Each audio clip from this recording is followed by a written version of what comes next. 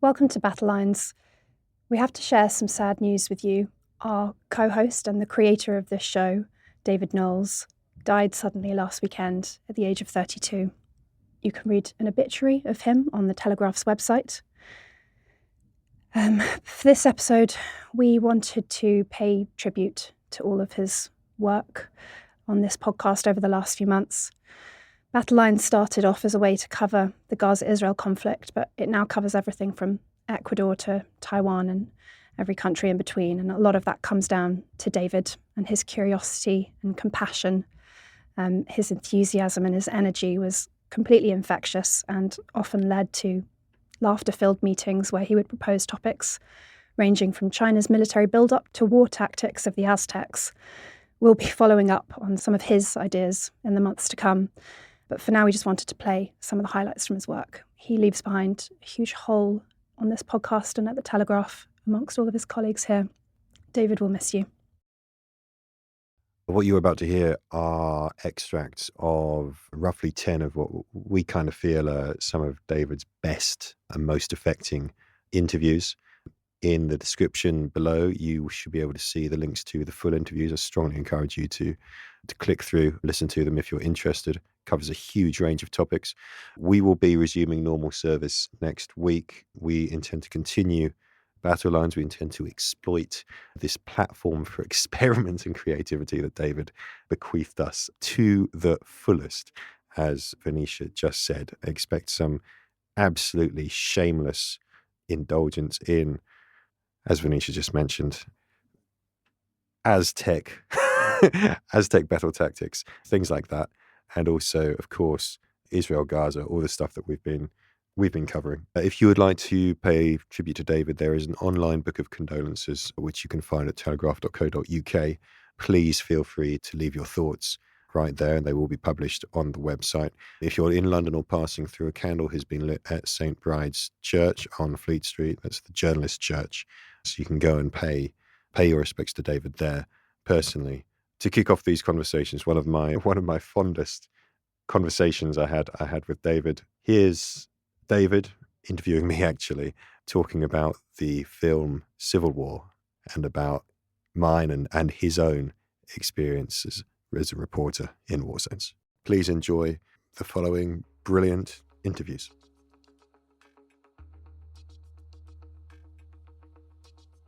Roland, what does Civil War show to be the life of a war correspondent, and where do you think it gets it right and where do you think it gets it wrong? Was an interesting question. It's difficult because I went to see it not really knowing what it was about, and I found myself watching a film about, the job that I do. I was thought-provoked by it because a lot of it is very recognizable. Like, lots of little vignettes in there are very recognizable. There's the whole thing about like the kind of archetypal characters. There's the hard-bitten veteran war photographer. There's the young, enthusiastic freelancer who she takes under her wing. There's the grizzled, even older dude who's been doing it for years. I think the archetypal characters are true to life. A lot of it's true. I think one thing that got on my nose is the portrayal of the writers. They're meant to be with Reuters. And so there's a photographer and a writer, which is how we often work.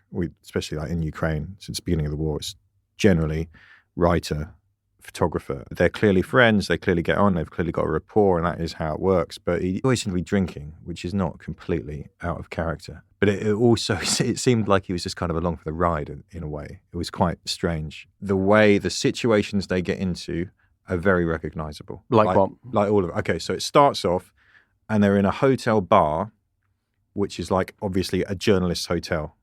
And they're talking about what their plan is for their next assignment, and they're trying to keep it close to their chest, and all the other hacks are getting drunk. That's true to life. Everyone's been in those kinds of hotels. Like, there's a press hotel, everyone gathers there, you exchange stories. What would you want listeners to know about what doing that job is like, having seen that film and knowing that, as you said, like, it gets some of it dead on, and even the things you've been saying about like the journalist hotel and like the hotel in Kiev where everybody stays. And the second time I was there, there's a lot fewer foreign correspondents there than the first time. You're like, oh, yeah, of course, because interest is waning.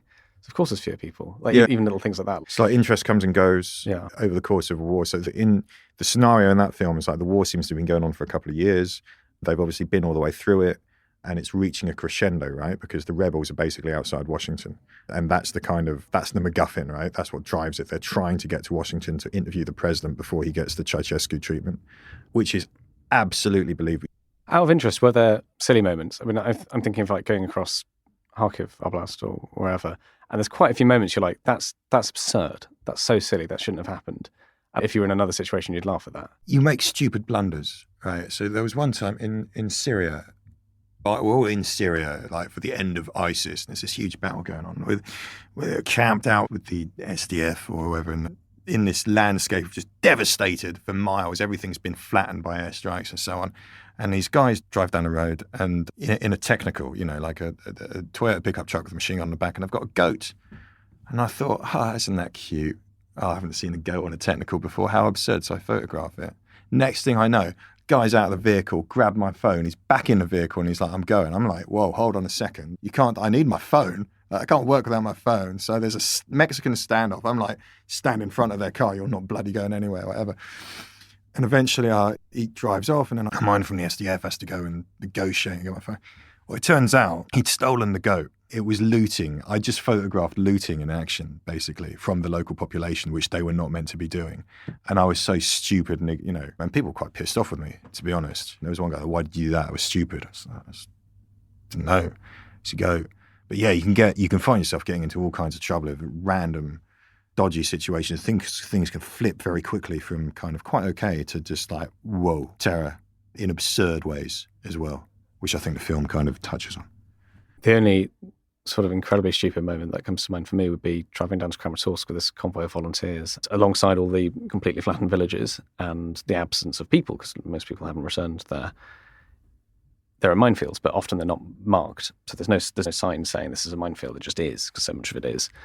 And there was a rusting Russian tank with its turret blown off by the side of the road. So we stopped. The volunteers took a few pictures. I jumped out and stood on the asphalt and did some very quick to Mike that we're here in Donbass, in the rolling hills. Here's the evidence of the counter-offensive, whatever. And the car behind me was about 50 yards behind, and they'd got out next to a different tank. And one of the guys started walking out into the field to turn around with his for his amateur photography to take a better picture of the scene. And the next thing, the car raced past us on the way to them. And I could see it full of Ukrainian military chaps in fatigues and so on, raced past, shouting at the top of their lungs, "That's a minefield. That's a fucking minefield. What are you doing?" The guy obviously retraced his steps very, very swiftly, but obviously everybody was fine. Nobody was hurt. But being shouted at by the Ukrainian armed forces for blundering into a minefield and one wrong step.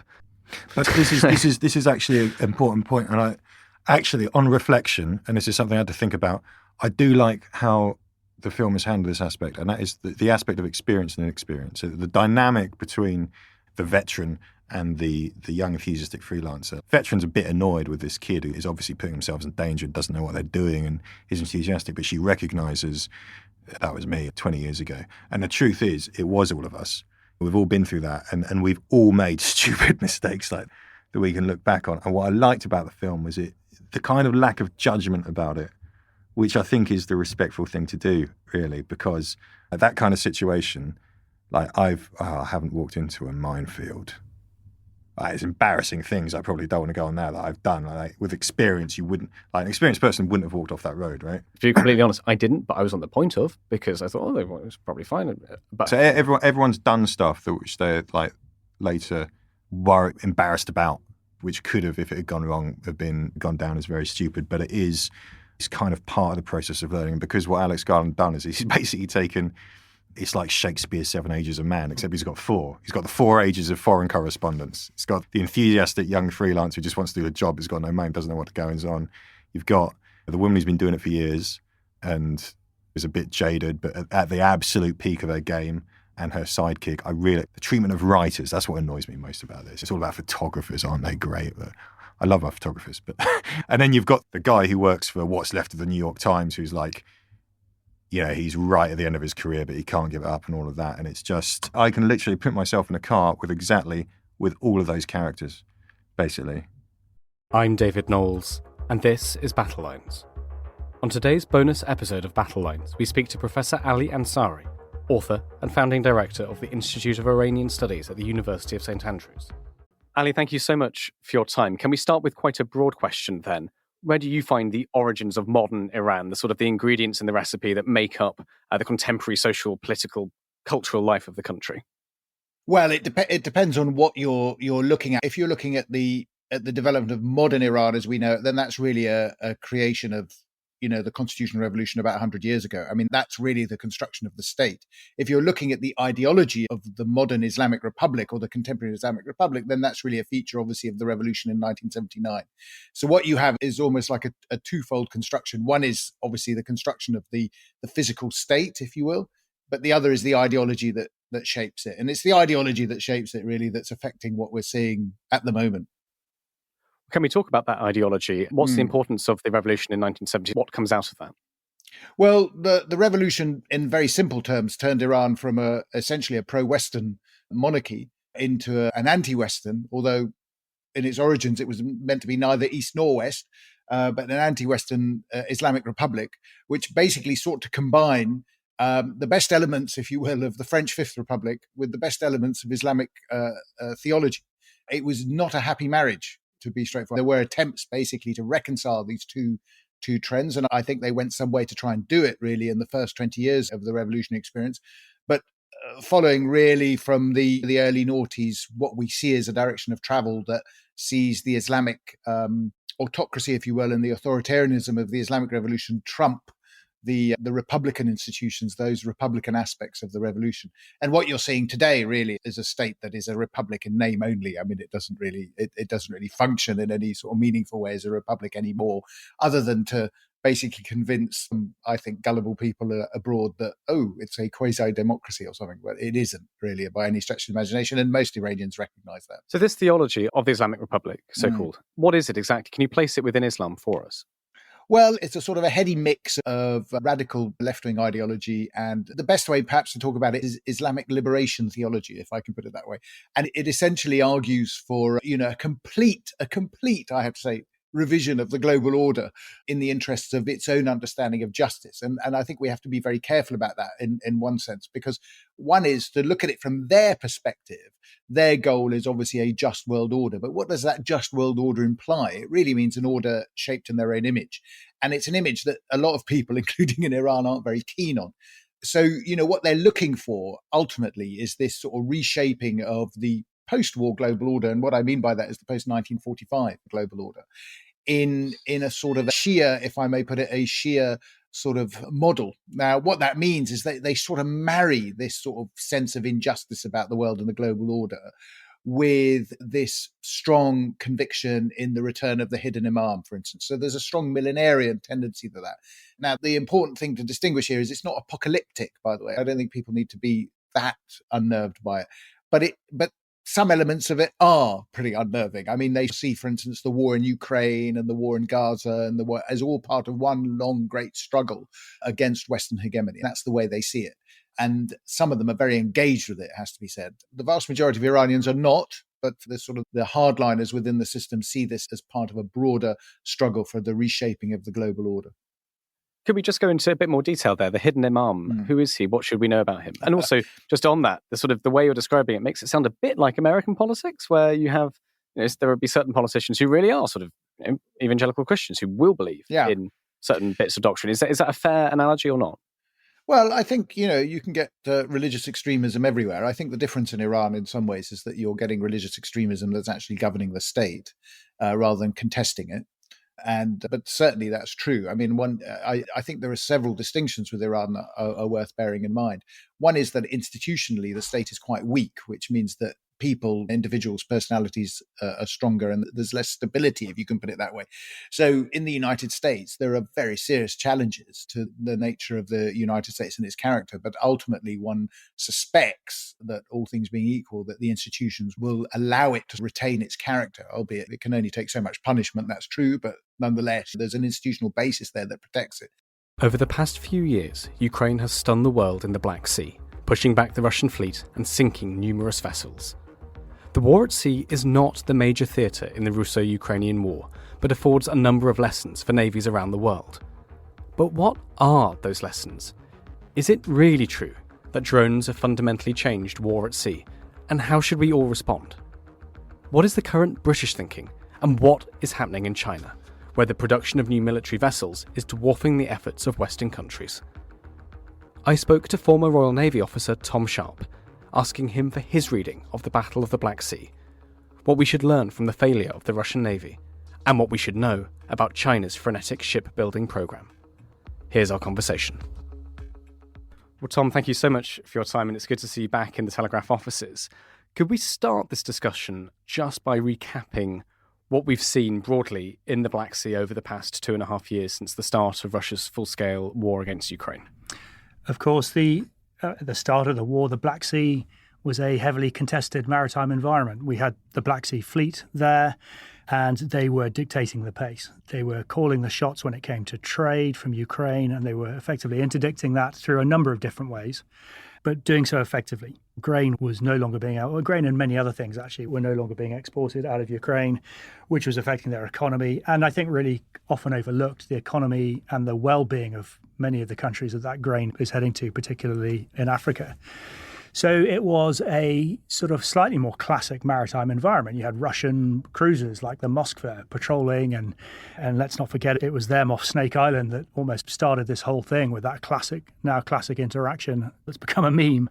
So that was at the start. Now gradually what happened over time is that Ukrainians started to make better and better use of uncrewed surface vessels, drones, call them what you will, and they targeting with those drones started to become increasingly effective. And over time, what we saw was ships getting beaten back, but also their infrastructure, the ports, Sevastopol being probably the first one, were all slowly coming within range of this rapidly expanding area of operations that the Ukrainians were building their drones into, whether it was the Majura V5 drone or whether it was the Striker came along a little bit later. These are relatively new bits of kit for Ukraine. But it wasn't just them on their own. They were running those operations in concert with some fairly sophisticated air suppression attacks by special forces and so on and so forth. So it wasn't just drones on their own, but they very clearly were leading the way and causing extreme discomfort. Sevastopol was absolutely whacked. The retreating headquarters got hit 2 days later, killing a bunch of people. So that was the first sign that the tide, so to speak, at sea had changed slightly. So, Tom, where are we now when we look at the Black Sea empty of Russian ships? Yeah, they do still have some ships and submarines. And it is worth, I think, probably mentioning that so long as they have anything that can fire the Caliber cruise missile, they're not defeated. They've been described as defeated by various politicians inevitably trying to score some kind of points. That's slightly ahead of ourselves. They are, I think, probably functionally defeated. I think their ability to operate effectively at sea at the moment has been reduced to the point of almost zero. So they were driven out of Sevastopol and they went further and further east. Now they've been driven out of the Sea of Azov. 1/3 of their entire Black Sea fleet is now at the bottom. Again, that started with the Moskva. And I think that set the scene in some respects for these were not invincible. These were not 10 feet tall, the titans of the Soviet Union. These were, and a quick study of the Moskva sinking shows a real vulnerability, a real lack of maritime preparedness. And we'll come on to that when we talk about defending against drones more generally. But now they're in the Far East. Now, Caliber has the legs to go across the entire Black Sea. So like I say, as long as they've got Caliber shooters, they're not completely out of this.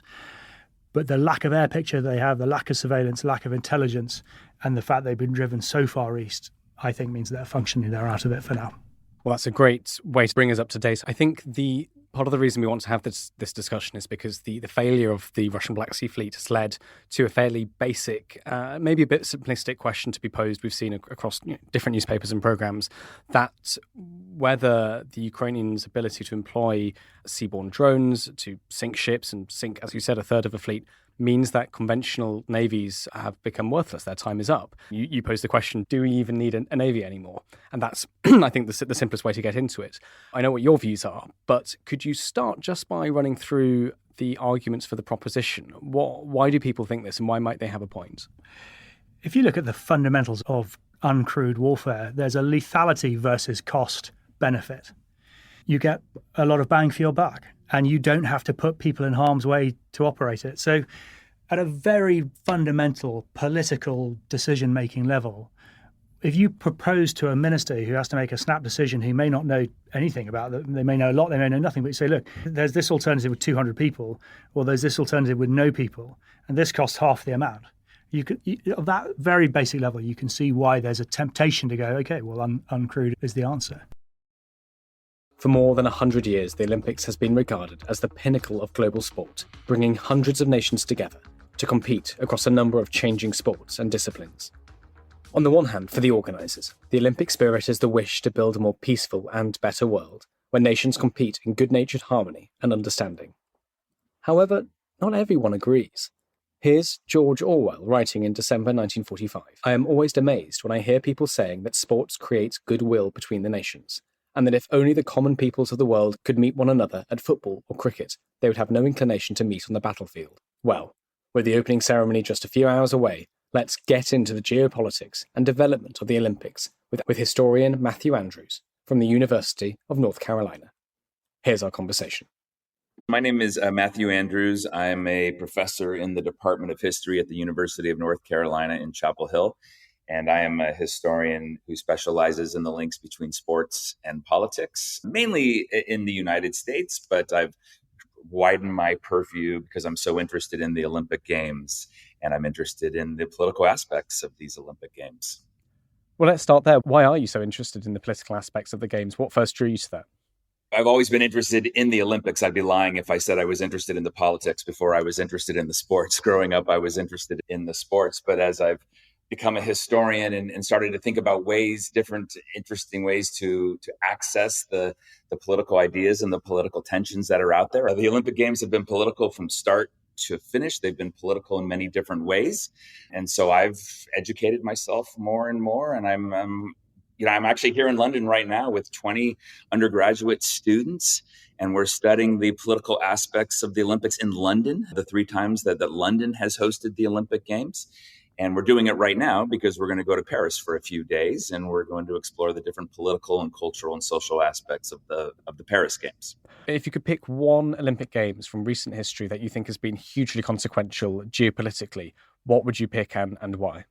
Yeah, I'm going to start by actually going all the way back to 1894 when the International Olympic Committee was created. It was created in Paris in the Sorbonne. The Baron Pierre de Coubertin, a name we're going to hear a lot in these upcoming games, a Frenchman, creates the modern Olympic movement. And the International Olympic Committee at the Sorbonne made a very consequential decision. They decided that all athletes had to represent nations. They could not just represent themselves. They just couldn't think out of the box of nationalism at this time. And so all athletes will represent nations. And the hope was that the Olympic Games would increase international. I think you can make the argument that hasn't happened, that the Olympic Games feed on existing international tensions. Yeah, so to the question, which of the games, recent games, nations host the Olympic Games for a number of reasons. They like to say that it brings in tourism. That's very debatable. We're seeing in Paris right now that there are fewer tourists than usual because of the Olympic Games. So that might backfire on them. But nations also host the Olympic Games in the name of international prestige. So when I think of recent Olympic Games that are political, I think of Beijing. 2008, the Chinese government absolutely wanted to use these games to announce their presence on the global stage once and for all. So nations use games. This is one of the many ways in which the Olympics are political. Host nations use the games for political propaganda.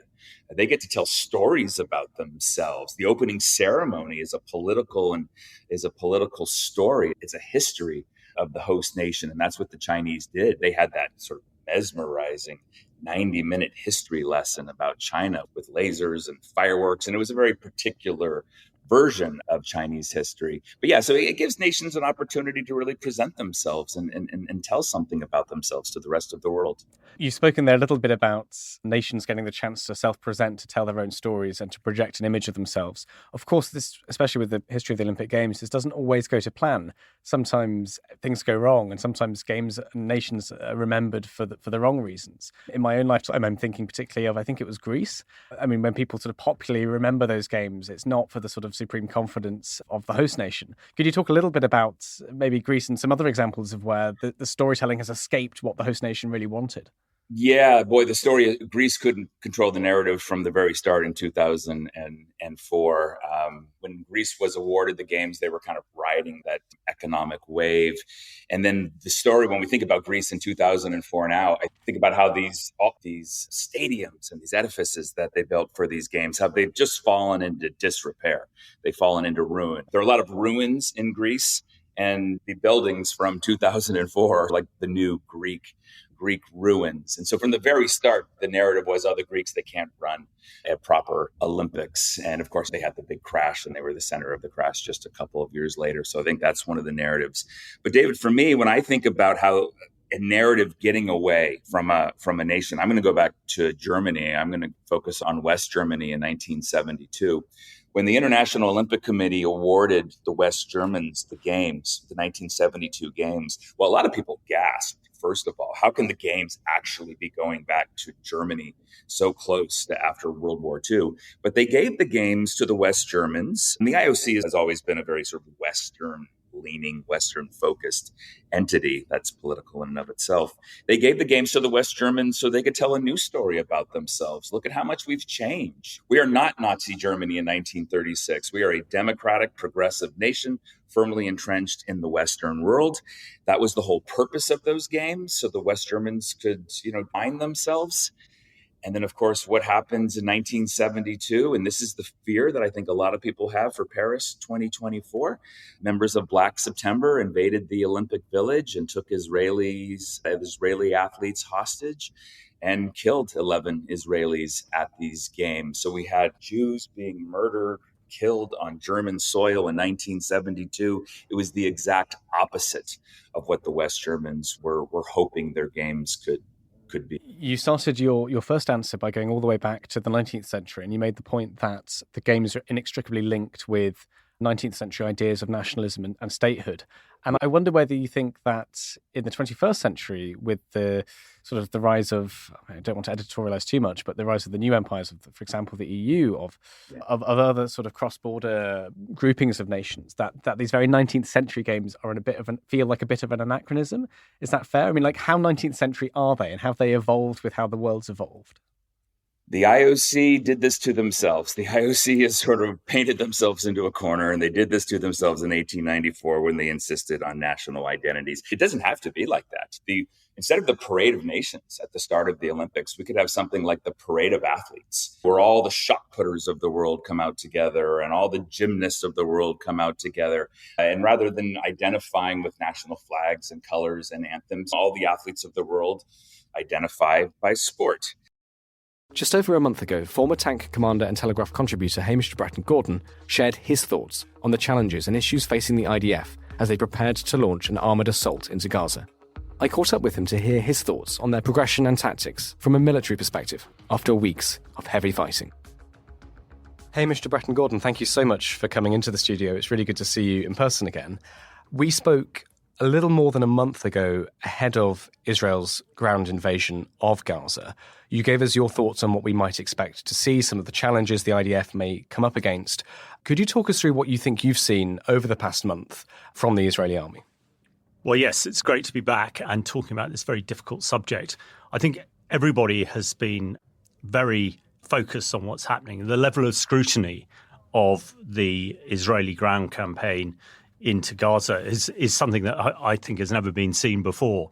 I know that the main focus, of course, as it should be, is on civilian casualties and preventing them. We understand, I think the last figures were about 18,000 civilian casualties, and we understand about 100 Israeli soldiers have been killed.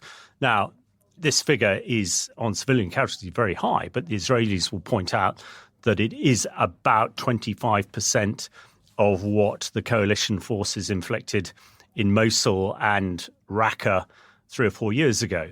So it is a very precise war that the Israelis are trying to fight, but they're using everything. I've been very surprised to see tanks in so much evidence around the various cities in Gaza. You know, a tank punches a heck of a weight with its 120 millimeter gun. To use the tank as a sniper, as it were, is what the Israelis are doing, is slightly new to me in my experience of tank warfare, but we have seen it in Ukraine used very effectively.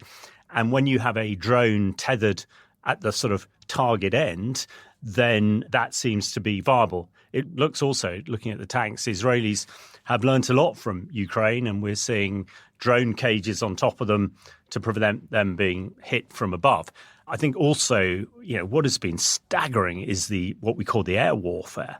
The tens of thousands of airstrikes that are happening on a weekly basis is just phenomenal. When you think how small Gaza is, and presumably it's a lot of these airstrikes that are actually creating the civilian casualties with the terrorist Hamas fighting amongst the population makes it hugely challenging. I think what I have been, if the Israeli figures are right and about 7,000 Hamas fighters have been killed, that is, that's a bit of a surprise. We thought Hamas were highly trained by the Iranians and also by the Russians, the Wagner group, but they are dying in their thousands. What we haven't seen, and we think it's going on, is the fight underground, which would be most horrific. And presumably that is where the hostages are still being held. When it comes to the way that the Israelis have gone about it, and they're getting criticised every day for moving civilians around, but it strikes me with my military head on that is really the only way you can do it to try and prevent casualties. And trying to keep these people fed and safe and the medical system running is hugely challenging. But I think the Israelis are making progress. How long it's going to take for them to finish it off, they were only just saying this is not a long game. One would like to see more of the aid coming in. I know that there is a British flotilla. Hopefully we'll put aid on the beaches, and there are several hospital ships just off the coast of Gaza which can be used as well. But yes, the most complex, the most difficult fighting under the most severe scrutiny that I've seen in my military career. There's quite a lot to pick up there, Hamish. Just on the tanks point, you mentioned, you talked about how the Israelis are using tanks as almost like a sniper rifle. Could you just explain what exactly do you mean, and why do you think they're doing this? Well, I think the idea of sniping, traditional tank warfare, my experience in the first Gulf War, I was in a squadron of 14 tanks steaming across the desert, using speed of manoeuvre and the firepower to overwhelm Iraqi positions and destroy Iraqi tanks. Now, we're in a very different environment here. This is built up. Gaza, to me, is a bit like London. It's that sort of density of people. So, you can only move a tank relatively slowly. Its main weapon, this 120 millimeter gun, fires very accurately out to about 3 kilometers. So in theory, you can put a very powerful shell through a window 3 kilometers away. And if that's where the terrorists are and you've identified it with a drone or other means, then that strikes me as a very good way of doing things. The other thing, of course, is that the people in the tank are protected. The tank will take any sort of small arms or even anti-tank guided weapons or missiles fired at it. So it is safer almost to be in a tank doing this sniping role. And the Israeli tanks also have a very heavy machine gun, a 50 cal machine gun, which, accurate out to about 750 meters, that can be used as well. So, we've seen a little bit of this in Ukraine, but in the very built up areas of Gaza, strikes me as being the right way to use the armour. You started off by saying how, in your view, this war has received more scrutiny than any other war that you've been part of or seen.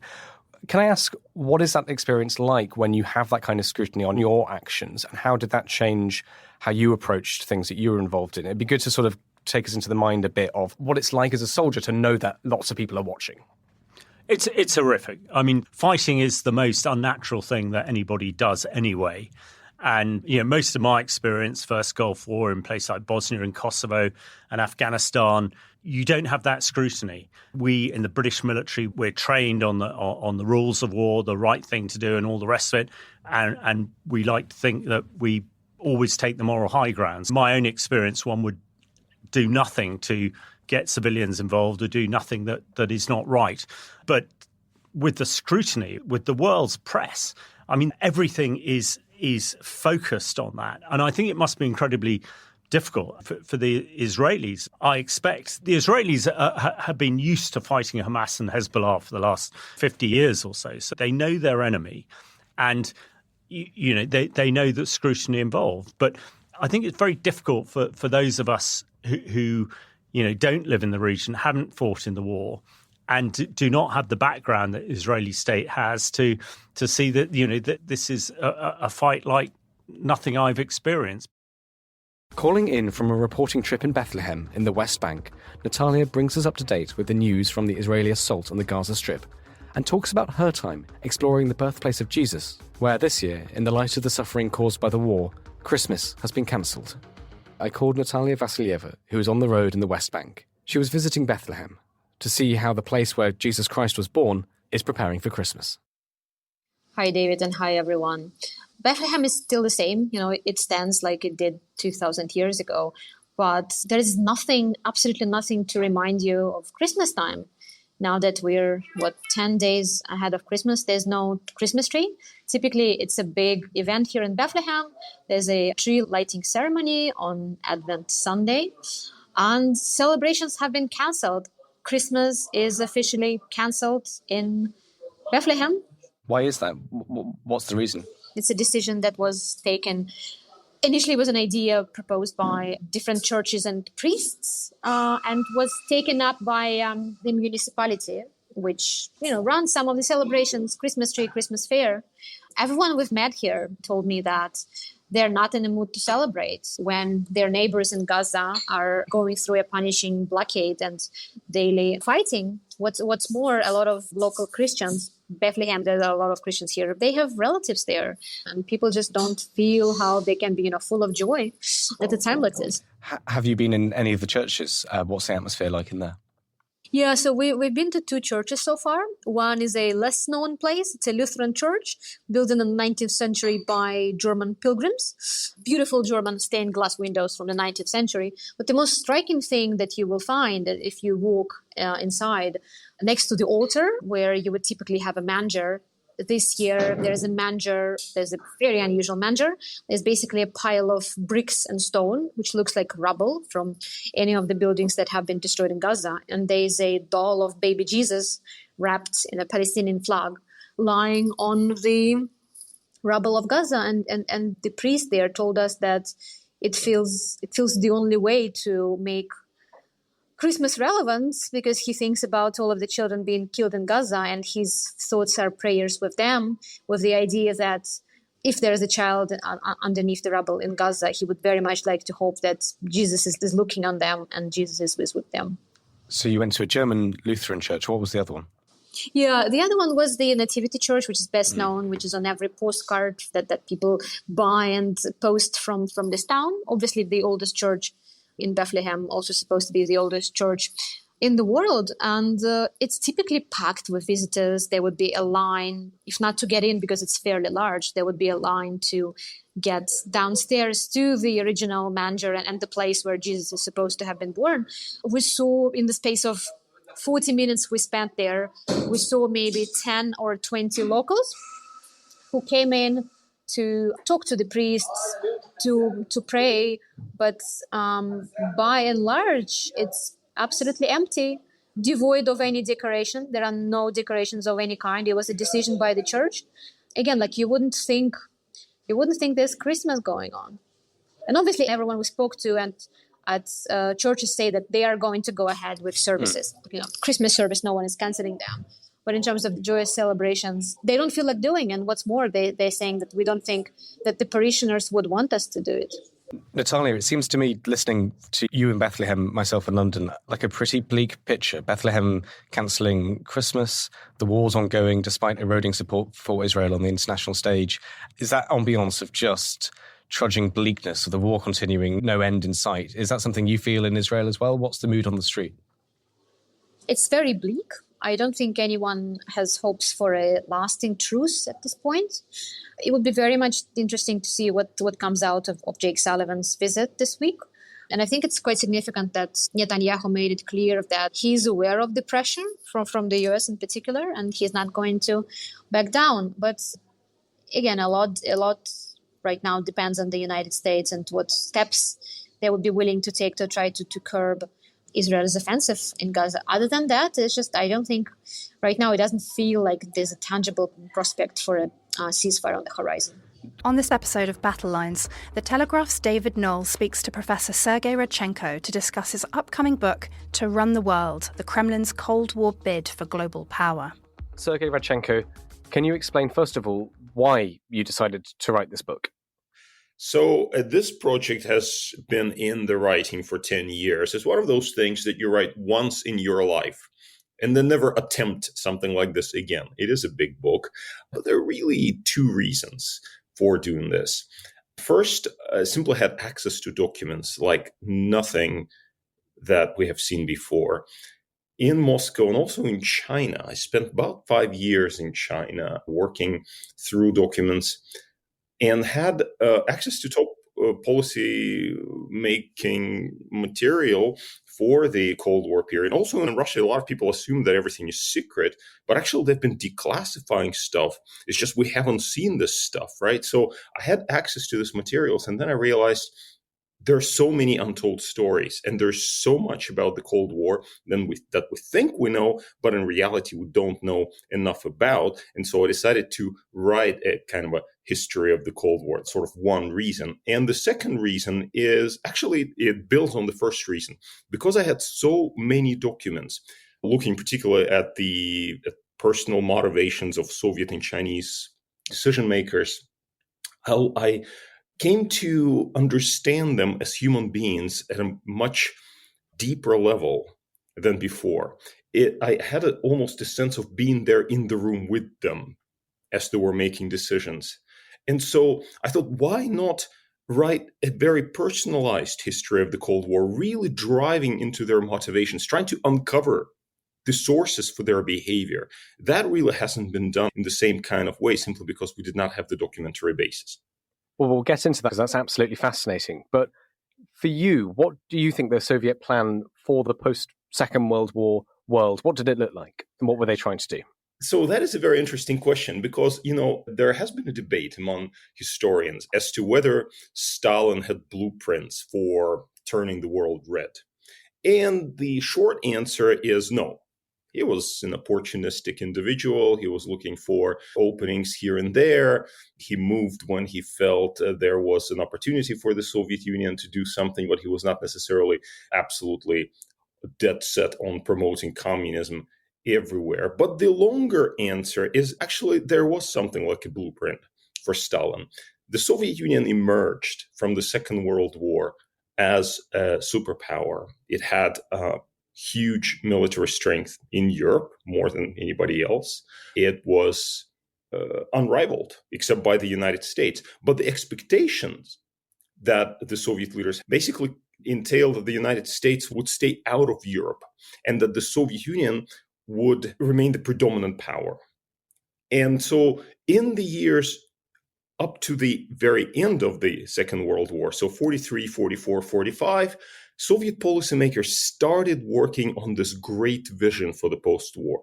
They had special committees set up to work through the questions of how the future world will look like. Surprise, they thought that the Soviet Union would basically be the dominant power in Europe. That's basically what Stalin subscribed to, of course. Later, it turned out that the United States would not stay put in the Western Hemisphere, and in fact would push back against Soviet plans in Europe. And I think that's how we went from the post-war to the Cold War. I mean, as you said there, you spent a lot of time in China as well, researching this. What's the Chinese stance? I think we understand the American stance, we understand the Soviet stance. What about China? For Stalin and for other Soviet leaders, China was a big player. And indeed, throughout the Cold War, as you see Soviet policymakers making decisions about anything really that had to do with foreign policy, they always looked around to see what the Chinese reaction would be. For them, China was a huge factor in their thinking in a way that you would not have expected. For example, who would have thought that China played a big role in the Soviet approach to the Cuban Missile Crisis in 1962? You don't read about this, right? This is something that I personally found very unexpected. The second reason why I was really interested in the Chinese angle is to understand Chinese motivations in their relationship with the Soviet Union. Mao Zedong, ever since he concluded the Sino-Soviet alliance with Stalin in 1949, looked to the Soviet Union as a major partner for China. But then, of course, that alliance fell apart very quickly. It was supposed to be eternal and unbreakable. It fell apart within just 10 years. And there was a real struggle for leadership between the Soviets and the Chinese. And I was fascinated by why it was that the Chinese felt that they could not follow the Soviet leader, why the Soviets felt so annoyed about the Chinese that they had to basically press them down. And this relationship between the Soviet leaders and the Chinese leaders is one of the most fascinating that I cover in the book, because now we have the records of conversations among the Chinese leaders and the Soviet leaders as they met in China, for example, repeatedly, and talked about the future of the world and how they would overthrow capitalism and how they would blow up the United Nations and so on and so forth. It's really crazy when you read these records. You realize just how delusional these people were. But for me, it was very interesting to understand what drove their differences, why they ended up hating each other so much. Well, maybe that's a good place to start. I think this conversation is really going to be talking a lot about some of these personalities, what you've learnt, and what that might mean for today's world. So why not start there? What did you find about the Chinese leaders and the Soviet leaders? Why couldn't they get along, even considering they're supposed to be roughly from the same ideological background?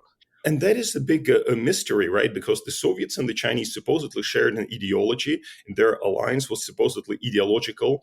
And yet, within just a few years, they developed a bitter hatred and confrontation. Literally, they went to the point of a war in 1969 that they nearly fought, or not nearly, they actually fought a border war. And the Soviets, we don't know to what extent this was a serious consideration, but certainly they hinted at the possibility of a preemptive nuclear strike against China.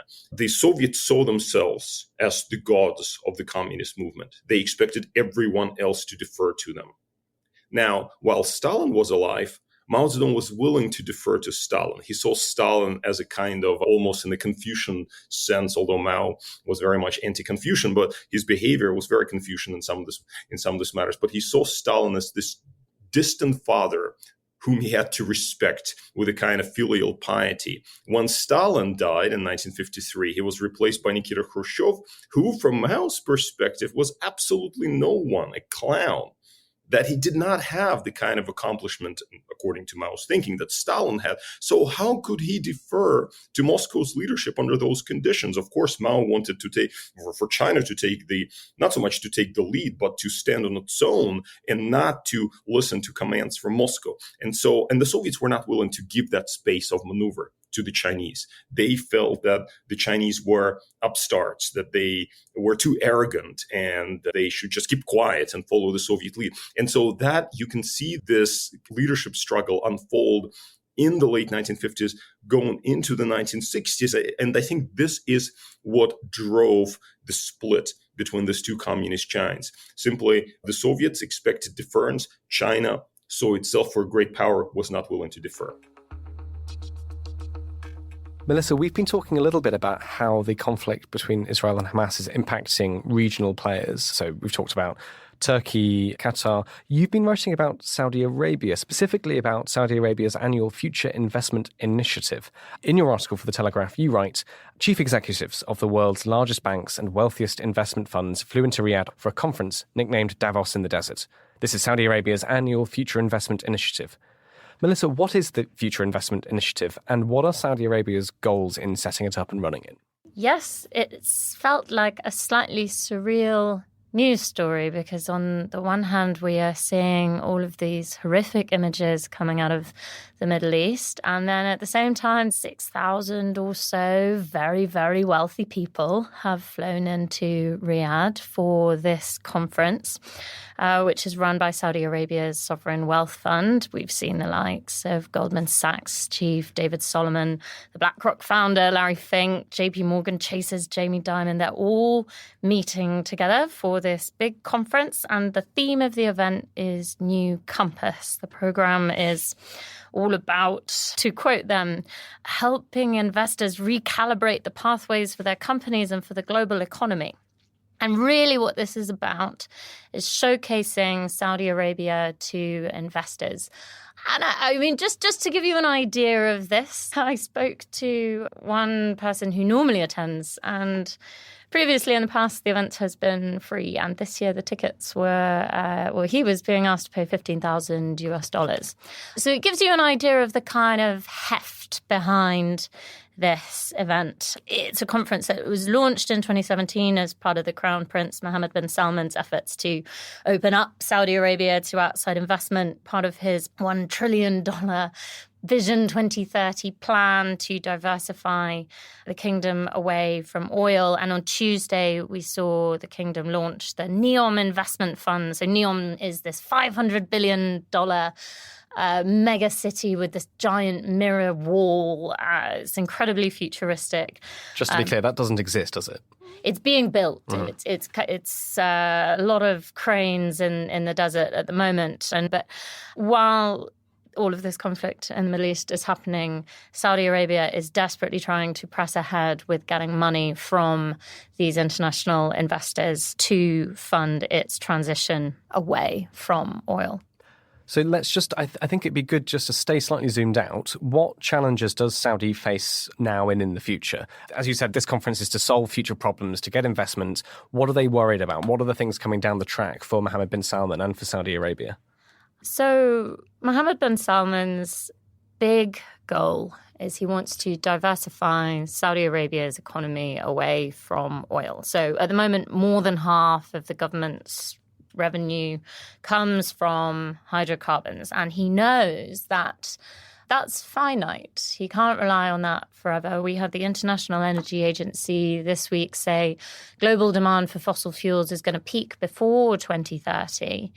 And he needs to transition away from oil if he wants to ensure the long-term future for Saudi Arabia. So he's trying to do that through a few key pillars. He's trying to boost tourism. We've seen Saudi Arabia make massive investments in its soft power, in its image, in sport. They want to transition away from oil to things like retail. They want to encourage holidaymakers. They're putting so much money into construction. And the big problem with all of this is, I touched on it earlier, but they really need foreign money to pay for this. And one of Mohammed bin Salman's big problems, he set this goal as part of Vision 2030 of trying to boost FDI to nearly 6% of GDP. And he's failing on that account. He's falling short. Since the start of 2017, it's barely made up 1% of GDP. From April to June this year, foreign investors channeled $1.7 billion into Saudi Arabia, which is a fifth less than they did in the same period in 2015, and that's the equivalent of 0.6% of GDP. And, there's a sort of element of tension coming in here because while they are building these enormous projects, they haven't yet significantly transitioned away from oil.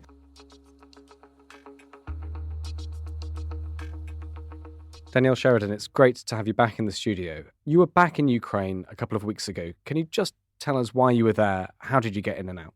Thanks for having me. Yes, I recently went to Ukraine. I travelled to Kyiv because I had secured an interview with Ukraine's First Lady, Elena Zelenska. That in itself was no easy feat. I think it took me over a year to get the opportunity to sit down with her. It was really rewarding, and it was just brilliant to get this insight into her life as the wife of the president and also a mother living in a war zone. You've been back and forth to Ukraine many times over the past 2.5 years, covering the full-scale invasion. What struck you as different this time? It has been really interesting going back over the years because when I first went, it was actually really scary to go to Kyiv. I remember when I first ever went to Ukraine, I was in Lviv, which was considered safe, the western part of the country. And making that journey from Lviv to Kyiv was so intimidating. And we had to drive without our car lights on, and there was checkpoint after checkpoint, and we were being interrogated. That has subsided, and when we come across a checkpoint, they're few and far between these days. I'm right in thinking there's still a curfew, although I was in bed long before the curfew this time. When I first went, you couldn't buy alcohol after a certain time. Your option was to eat in the hotel. You couldn't go out to restaurants. And slowly, life has been coming back to the city over the years. So you can go to restaurants, you can go to bars. As I said, I think a curfew still exists. You walk around the city and you don't necessarily feel like it's a war zone. This is Kyiv specifically. But then there are reminders. So I needed to exchange some currency, and I went into a local kind of like corner shop to do it, and there was an electricity blackout because the Russians are targeting their electricity. So I wasn't able to change that currency, which then meant I couldn't buy something I needed. And likewise, people can't trade and go about their days. And the electricity blackouts are really inconvenient. Lots of people have generators, which helps them. I'd suddenly not be able to hear from someone for hours because their phone had run out of battery and they had no way of charging it. And likewise, if you're staying in a tall hotel and the lift is out, which kept on happening to me, I would have to walk up however many flights of stairs. So you are reminded that things aren't completely normal. And also, there are air raid sirens. I have this funny thing, and there's a department store. I have never been able to get inside it because every time I've gone to Kyiv and I've walked to this department store, there's been an air raid siren. And lo and behold, I needed to go there on the last day of my trip. I walked down and there was just everyone was sat outside. And it was because there was this air raid siren, so you couldn't go in and shop. And it's those kind of reminders that this is still a city under threat. But I would say that even though it was an air raid siren, people weren't running to shelters. People were just sat on their phones waiting for it to pass. And including myself, I just sat with them. There wasn't a sense that I should go into a shelter. I don't know if readers will remember, but I had a front page the first time I was in Ukraine about a village, Andriivka, which was completely annihilated by Russians, and they dug up a woman's back garden and said, this is a graveyard and we're going to bury you all in it. It was really harrowing. Her name is Tatiana, and I've stayed in touch with her, and I have gone back to see her a couple of times, and I went back on this recent trip, and I just feel so strongly for her, and we have a bond, and it's really lovely. It made me feel so happy when I saw her because her garden has now come back to life. The Russians completely destroyed it, and now she has replanted the cherry tree that they dug up and has fresh vegetables and fruit there. And I've never seen them before, but she has these spectacular red lilies that she cut for me and gave me some to welcome me, which was really beautiful. That's all for Battle Lines this time. Please join us again next week for more of the Telegraph's best foreign reporting. Goodbye. Battle Lines is an original podcast from The Telegraph. To stay on top of all of our news, analysis and dispatches from around the world, subscribe to The Telegraph or sign up to Dispatches, which brings stories from our award-winning correspondents straight to your inbox. We also have a live blog on our website where you can follow updates on Israel and Gaza as they come in throughout the day, including insight from contributors to this podcast. If you appreciated this podcast, please consider following Battle Lines on your preferred podcast app, and if you have a moment, leave a review as it really helps others find the show. As disinformation is a particular problem during conflict, we are relying on your support more than ever. Battle Lines is part of wider Telegraph foreign coverage in our podcasts. If you're interested in finding out more about the war in Ukraine, you can listen to our sister podcast, Ukraine the Latest. Battle Lines is produced by David Dagahi, and the executive producers are David Knowles and Louisa Wells.